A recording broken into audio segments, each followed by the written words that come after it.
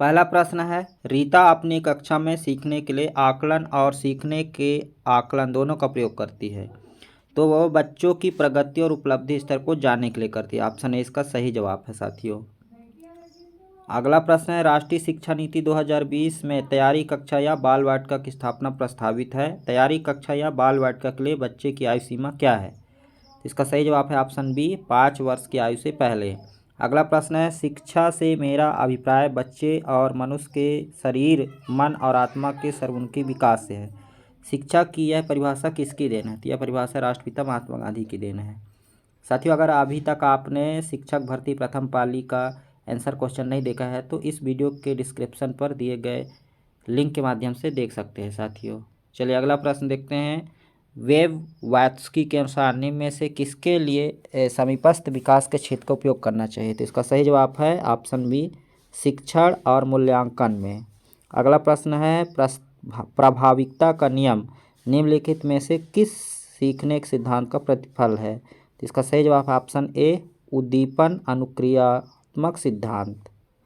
अगला प्रश्न है, लेब-वात्स्की के सामाजिक रचनावादी सिद्धांत के अनुसार विद्यार्थियों का आकलन किस विधि से करना चाहिए? तो इसका सही जवाब है सहयोगात्मक परियोजनाएं।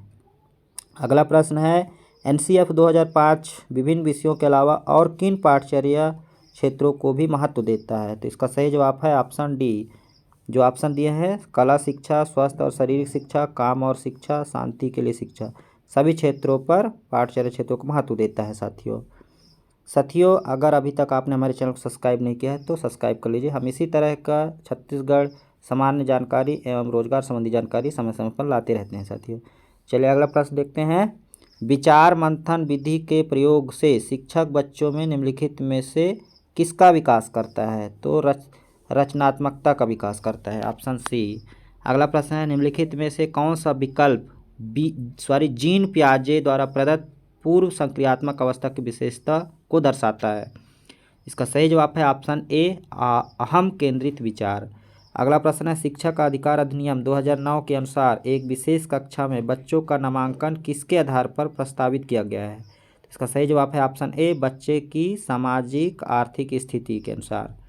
अगला प्रश्न है, इवान पावलाव द्वारा प्रतिपादित शास्त्रीय अनुबंध सिद्धांत अधिगम को निम्न में के द्वारा स्पष्ट करता है? इसका सही जवाब है ऑप्शन बी, साहचर नियम। चलिए अगला प्रश्न देखते हैं साथियों। इनमें से कौन सा कथन सत्य है मनुष्य के विकास के संबंध में सर्वाधिक उपयुक्त है? तो इसका सही जवाब है ऑप्शन सी, मनुष्य के विकास में गुणात्मक और मात्रात्मक दोनों क्रियाएं होती है। अगला प्रश्न है, निम्नलिखित में से किस प्रश्न के द्वारा सृजनात्मक चिंतन को सर्वाधिक अच्छे ढंग से अनुमानित किया जा सकता है? इसका सही जवाब है ऑप्शन डी, इसे कितने अलग अलग तरीकों से हल किया जा सकता है। अगला प्रश्न है, निम्नलिखित में से कौन सा कथन व्यक्ति के विकास की प्रक्रिया के बारे में सही नहीं है? इसका सही जवाब है, व्यक्तिगत विकास केवल वातावरणीय कारकों पर आधारित होती है। अगला प्रश्न देखें साथियों, निम्नलिखित में से कौन सी अच्छे संयोजन की विशेषता नहीं है? इसका सही जवाब है, इसमें व्यक्ति के मानसिक विचारों में कोई टकराव नहीं होता। अगला प्रश्न है, समावेशी शिक्षा के संबंध में निम्नलिखित में से कौन सा कथन सर्वाधिक उपयुक्त है? तो इसका सही जवाब है ऑप्शन डी, कक्षा में विविधता को संबोधित करती है। अगला प्रश्न है, रचनावादी दृष्टिकोण के अनुसार इनमें से कौन सा ज्ञान निर्माण के लिए महत्वपूर्ण है? तो इसका सही जवाब है ऑप्शन सी, शिक्षार्थी का पूर्व ज्ञान। चलिए अगला प्रश्न देखते हैं। व्यक्तिगत विभिन्नता का सिद्धांत बताता है कि उपयुक्त के संबंध में सर्वाधिक उपयुक्त विकल्प कर चुनाव करें। कुछ विकल्प दिए गए हैं जिसमें ऑप्शन डी इसका सही जवाब है। प्रत्येक व्यक्ति में वृद्धि और विकास के संदर्भ में विभिन्नताएं होती है।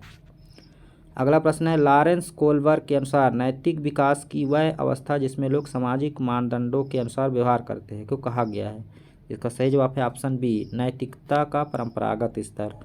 अगला प्रश्न है, एक शिक्षिका अपने विद्यार्थियों को समूह में बांटती है और समूह चर्चा, समूह परियोजना, समूह कार्य जैसी गतिविधियां संचालित करती है। सीखने सिखाने की यह प्रक्रिया किस ओर इंगित करती है?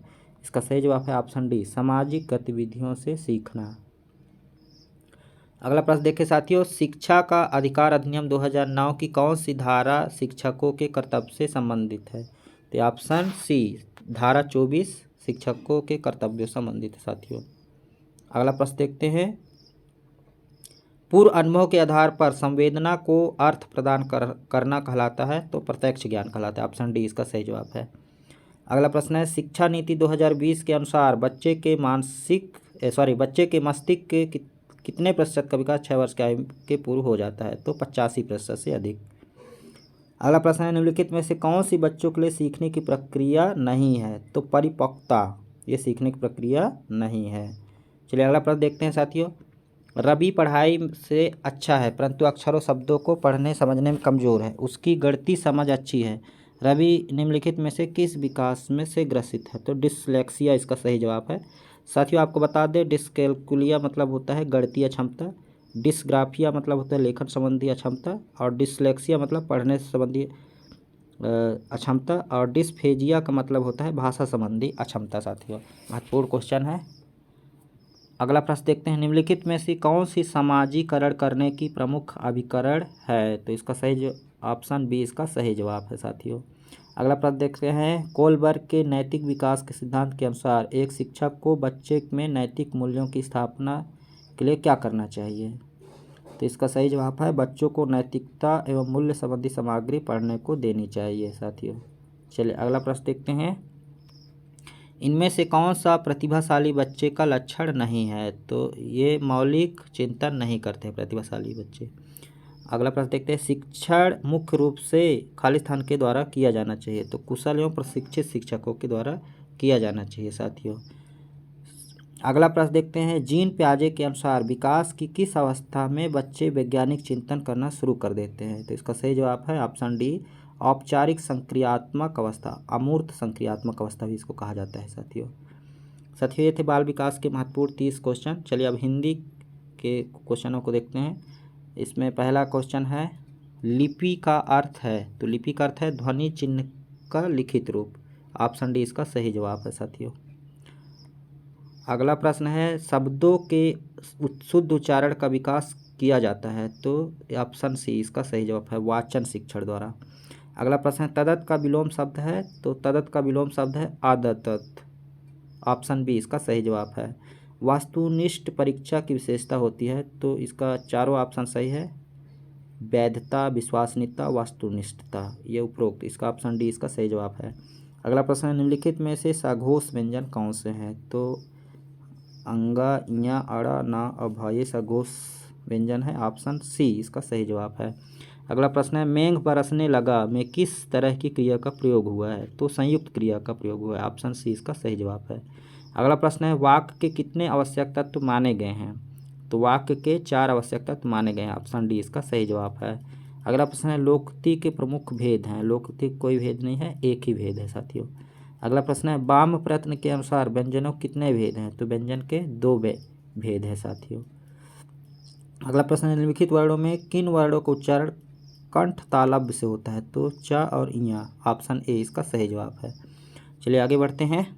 साथियों अगर वीडियो पसंद आ रही हो तो आप इसको लाइक, शेयर एंड सब्सक्राइब कीजिए। साथियों चलिए अगला प्रश्न देखते हैं, भाषा तत्वों का प्रवाह समान होता है, तो बोलना और पढ़ना, ऑप्शन बी इसका सही जवाब है। अगला प्रश्न है, जिस वाक्य में मुख्य उद्देश्य और मुख्य विधेय के सिवा एक या अधिक समापिका क्रियाएं रहती है वह कौन सा वाक्य कहलाता है, तो यह मिश्र वाक्य कहलाता है, ऑप्शन सी इसका सही जवाब है।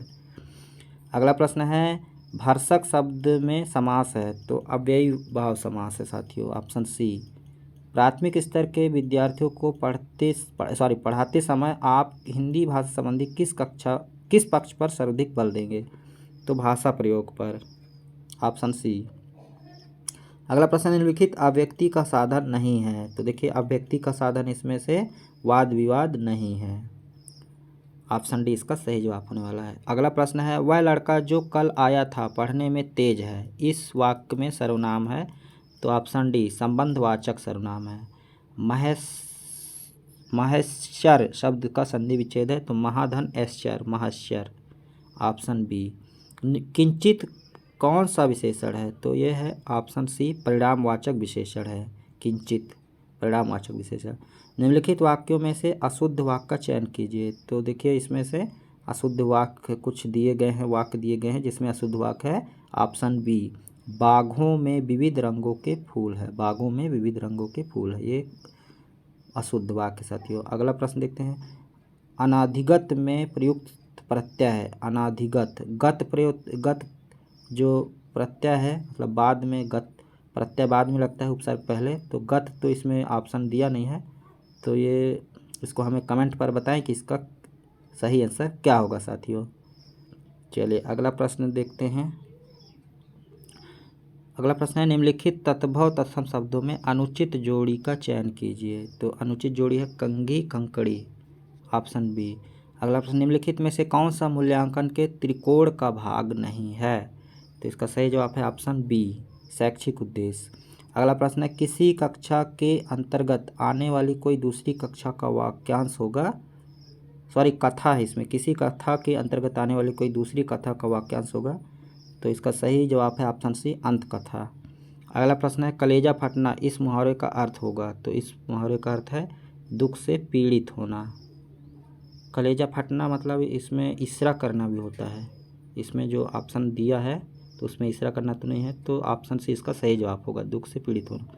गंगा हिमालय से निकलती है, वाक्य में कारक है, तो आपादान से इसमें कारक से लगा है, तो आपादान, ऑप्शन सी इसका सही जवाब होने वाला है साथियों। तो ये थे साथियों महत्वपूर्ण बाल विकास शिक्षा शास्त्र एवं हिंदी के प्रश्नों का मॉडल आंसर। अगर आप गणित, विज्ञान, कंप्यूटर, सामान्य ज्ञान के चाहते हैं तो हमारे चैनल से जुड़े रहिए। मिलते हैं नई जानकारी के साथ, तब तक के लिए जय हिंद, जय भारत, जय छत्तीसगढ़।